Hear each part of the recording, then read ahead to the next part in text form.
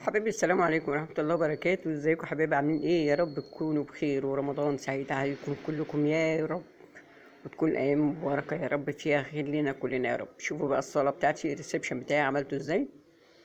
بصوا حاجة رمضان الجميلة اللي بتدي يعني شكل وجمال واحساس رهيب.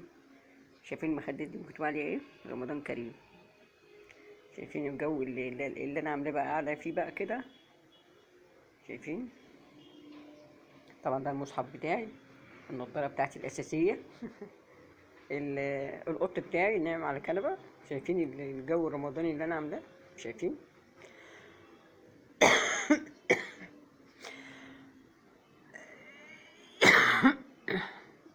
الجو الرمضاني طبعا عشان الكاميرا فاتحة مش جايبة النور أوي.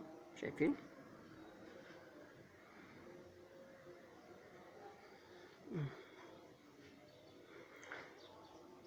شايفين الجو الرمضاني، شايفين المخدات عاملة ازاي؟ ما شاء الله جميلة. شايفين الفرش الرمضاني الحلو الجميل. شايفين الفرش ده مدخلينه ورا الشاشة.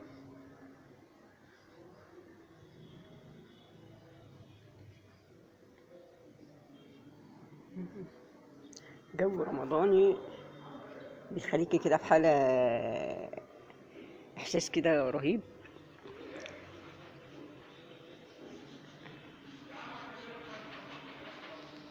حبيت أصور لكم بس المنظر عندي جميل عامل ازاي.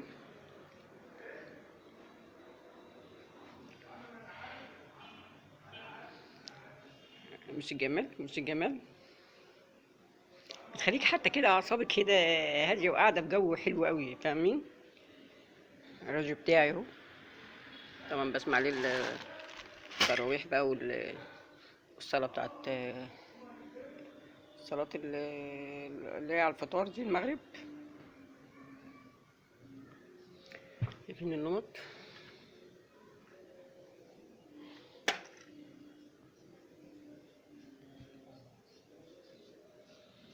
يا رب يكون الريسبشن بتاعي والنظام كده عجبكم. وهناك طبعا كده عامله نفس المنظر اهي. شايفين المناظر الجميله؟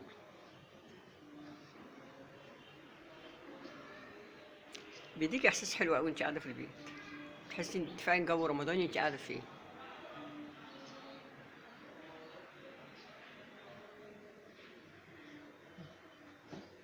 طبعا ده انا مع الامام بقاله كام سنه اهو، ما ثابت عندي ما بينزلش.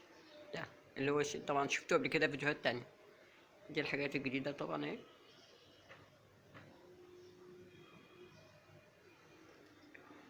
يا رب يكون الجوله الرمضانيه اللي عندي عجبتكم. كل سنه وانتم طيبين، والسلام عليكم ورحمه الله وبركاته.